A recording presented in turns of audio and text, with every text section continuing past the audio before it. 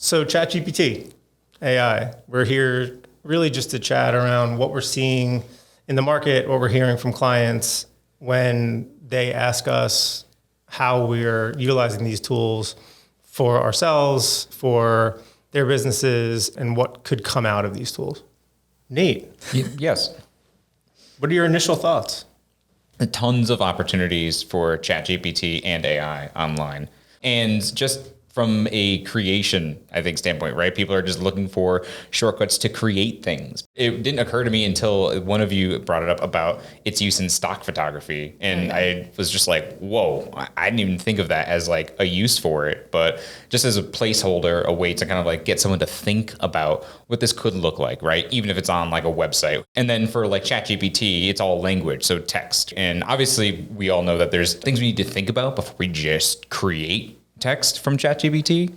So I think for me, it's just, opportunities are in the creation realm. How about you, Colleen? I'll pass it to you. What are some opportunities that you see? Well, it's really unlimited. So in addition to all the copy, what I realized this weekend is that ChatGPT can also create rudimentary code. So it can create HTML and CSS code, which you can export and use in elements on a website, which I think is really going to change the game for a lot of website builds for a lot of agencies. It's going to cut corners for them. I thought that was really interesting. It also, my fiance is really into the ChatGPT right now. He's like kind of obsessive about it. So we planned our 12-day honeymoon to Norway with ChatGPT this past weekend. Wow. Complete with prices and just the prompt that you write for it. If it's very specific, it's very, very good. So we said, as a travel agent, plan the ideal 12-day vacation to Norway, hit these 4 cities and make it for January 2024, and it will be our honeymoon. So first of all, it congratulated us on our wedding, which was absolutely crazy. And then cool. It planned out the entire thing. And then Kyle went and asked them to chart it with prices for transportation and an ideal how to get from A to B. And they charted the whole thing. It was amazing. Even things like bus fare or like taking a train? Taking the train, what type of train, what the timing was for leaving. It was just incredible. And I was blown away by the capability of this thing. It was insane. And the amount of work I didn't have to do and not having to go to a travel agent was incredible. So even just beyond content and copywriting and SEO value, this tool is going to change the game for so much. You can do virtually anything with it, even if it's just from an ideas jump off point. Something you said, though, in referencing the prompt is the accuracy or the specificity of the prompt. A lot of what we're seeing is the idea of trying to eliminate opinion bias we talk about in strategy all the time.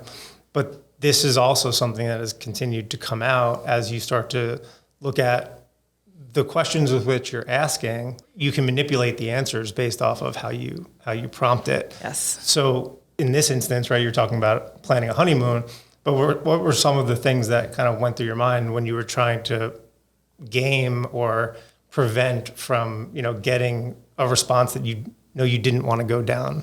Yeah, well, what's interesting is that it learns. So there's a chat function and you can open up a new chat if you want it to forget what you've already talked about, or you can ask it to forget everything before that item.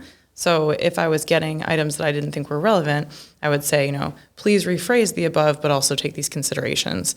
And the machine learning in ChatGPT apologizes and then speaks to you by saying, I know, I'll try again, and here it is, and let me know if you need anything else. It's very polite. So getting it to reframe its own thinking, you can also give it websites you want, and you can say, crawl this website, visit norway.com or whatever, and grab some of the ideas on it, incorporate it into this itinerary, and it'll do it.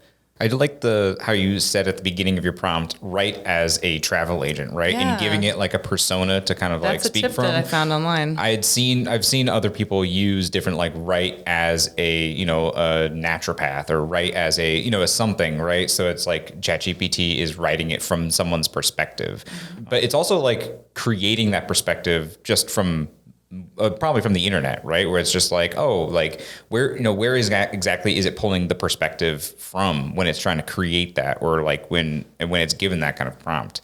Yeah, and what I think is fun too is at the very end when it does give you the pricing, it adds a disclaimer, because part of the risk with ChatGPT, not to jump into that question, is that it's not always accurate. So if you're trying to plan your honeymoon around the prices that they've given you, don't be completely shocked when it's not quite the right price. but it was able to give me a ballpark for the expense of the vet vacation. It's a little bit alarming. Did you double check your price? Was it close? Yeah, I did double check some of the prices, but it was really difficult because it's in the future. It's 2024, so I could only go off of the current prices, which will very likely be inflated by 2024. But it kind of brings it full circle to what AI is really good for, which is getting you started on the journey that you're on. So whether that's content writing or planning a honeymoon, sometimes it's difficult to start, right? So if you have something to help you start, we've all sat down to write a blog post before, and it's so difficult to just start writing it. So if this can help you start writing it, should it be used that way? Mm-hmm.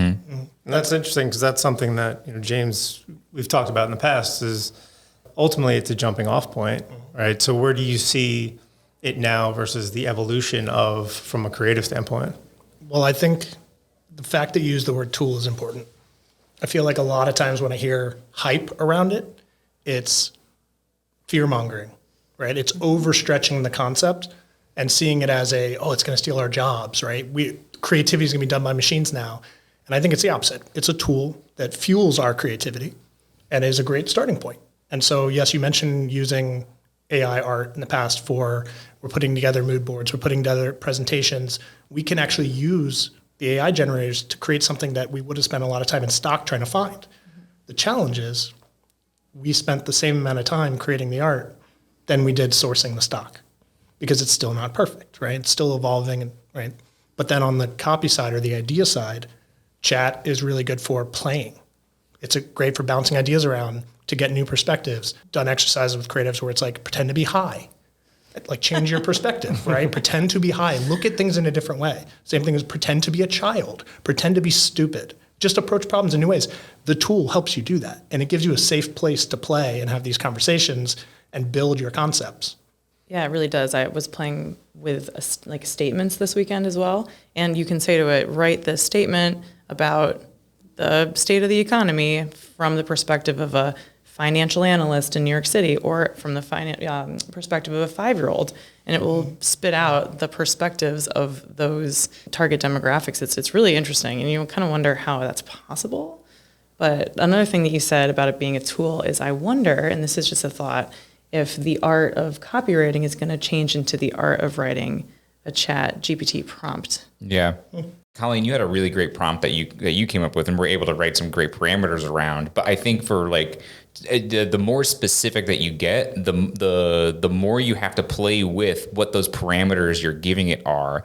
And every time you give it something and you give it all these parameters, you have to look at the answer and say, is this quite right? Do I have to go back and re-ask it something? Or do I have to include something else to restrict what it's giving back to me? Yeah, one thing I found in the creative space when people have been using any form of AI in recent years is the IKEA effect where they think it's good because they made it, even though they're using this tool. So the IKEA effect comes out on my work, something in psychology where I take this thing that is cheap, that is mass produced, I spent time on it, therefore it's nice, right? Because I have a sense of pride in what I've done, even though you just created an adult dorm room.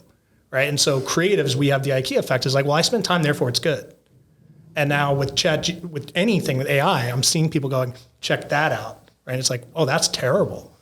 That is absolutely terrible. But you feel pride because you created this thing using this new tool. How futuristic and innovative, right? But no, it's bad. It's bad. Right? Well, there's also a point where you started to hint at is there's a point of diminishing returns when you have to train yourself or spend enough time getting to accuracy or specificity with inputs to get an output that is valuable, especially in a creative space where if you were doing that from a first person, you could have spent the same amount or less time getting through to a better product because you're not trying to train or create through a third party, right? You're trying to get what's in your head out. Instead of just getting it out, you're trying to communicate it through artificial intelligence. Right. But I mean, you mentioned that is copywriting going to be understanding the prompts that go into it? Yes. The same way that video editing, you have to understand the tools of Final Cut or Premiere, in the same way designers need to know Illustrator and Photoshop. This is a tool for copywriters. You need to learn it. You need to evolve with it. You are getting paid to be great at it. Well, it is right now. Yes. Right? So many things you can go back and as people who experiment with new tech or new systems or new software or new programs all the time, that's part of what we do, being involved in the digital space, a digital agency, marketing, advertising in 2023, is experimentation and testing the new platforms. This was a platform that was created out of primarily a, kind of copy content creation standpoint. So what it ultimately turns into, right? We all can look back at these great technological innovations and they're cool to experiment with. They create new perspectives, but the longevity, what they ultimately turn into is yet to be seen in some instances. In others has been realized, but it looks drastically different than it was originally created. And it feels like that's where we are now, right? Yeah. We're trying to get mass experimentation to figure out what the hell this is going to be. We'll call it the NFT effect that flooded the market and it blew the bubble, and everyone realized that most of this is garbage and it's a waste of time and it's a waste of money. Therefore, this thing is not worth my time, right? Now everyone's so obsessed with it and they're putting out crap during experimentation to the point where people respect the space less, or they spend less time in the space when they could have been evolving it and learning with it.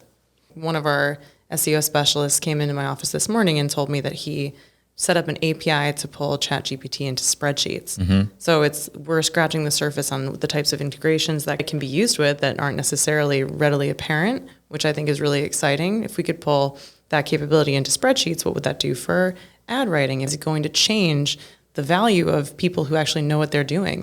As a tool, something you mentioned to me was how it was just scouring the internet for pre-existing content and then learning, pulling from that, and how that's creating plagiarism issues. So I was curious about that, dug into it, and the number of books is drastically increasing on Amazon that are written by AI. Oh, wow. And then they were reporting on some of the sales, and it was like right away, people don't want to read it.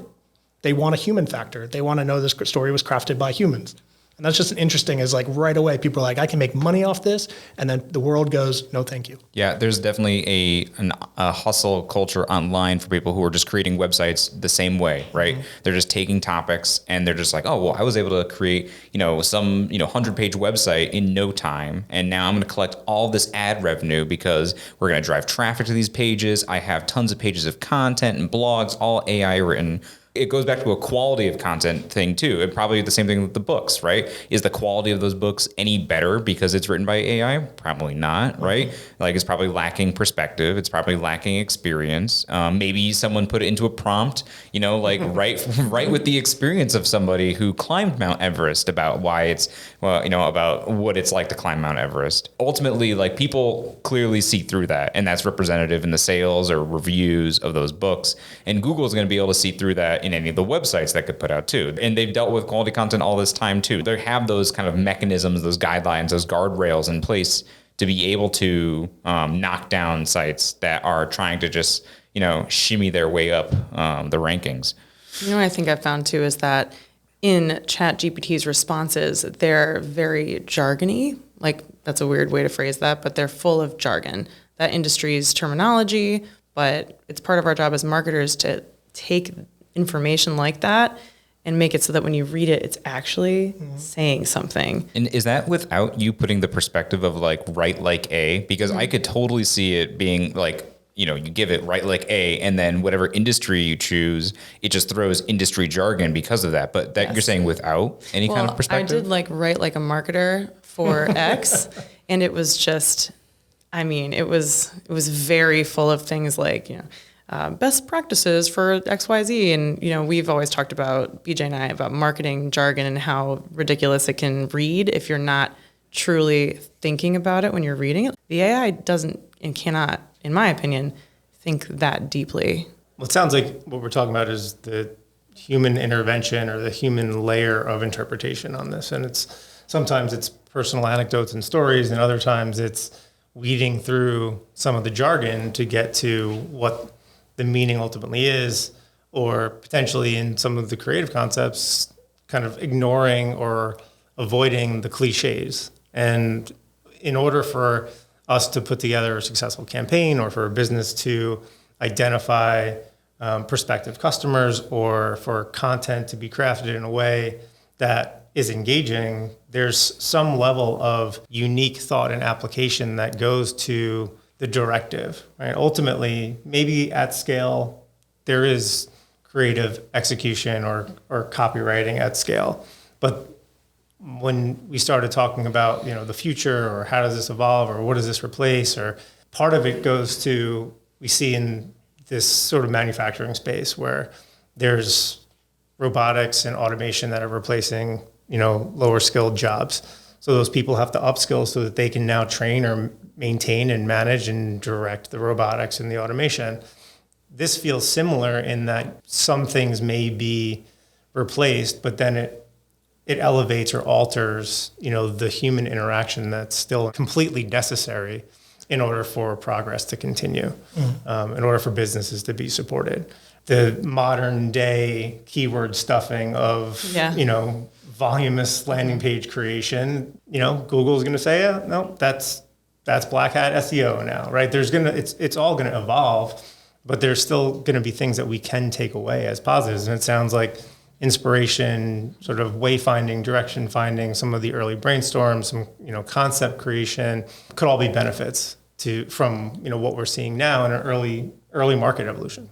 When we talk about it as a tool too, I instantly think about I think I saw a resume pop up recently and someone listed ChatGPT as a tool that they are, I assume, an expert at using, even though it hasn't been out that long. But that kind of begs the question of what makes you an expert at ChatGPT? And it kind of goes back to, I think, how you write the prompts or your skill in integrating it, right? So that example you use, Colleen, of integrating ChatGPT into a spreadsheet, right? That is a really cool feature. And that would be able to kind of help tie work together and make it easier. But just because you type stuff into ChatGPT does not make you a great ChatGPTer, right? I think that's going to be something I think that pops up and something that business owners will need to be critically thinking about of, sure, even any agency that were to come to you and say, hey, we use ChatGPT and, we're so ahead of the game, but well, how? It's not just that you use it, it's